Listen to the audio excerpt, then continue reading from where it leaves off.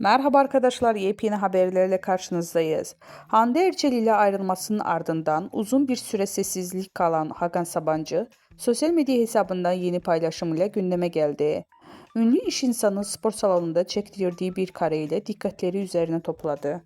Sosyetenin tanınmış isimlerinden Hakan Sabancı ile oyuncu Hande Erçel bir dönemin en güzel çiftlerinden biriydi. Hatta evlenme planları yapıldığından bahsediliyordu. Ancak sürpriz bir şekilde yollarını ayırdılar.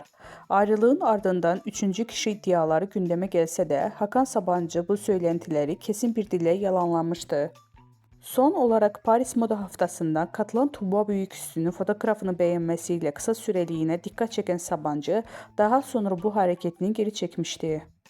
Uzun bir sessizliğin ardından iş insanı Hakan Sabancı Instagram hikayesinde spor salonunda çektirdiği bir fotoğrafla yeniden gündeme geldi. İşte o görüntüleri sizlere sunuyoruz.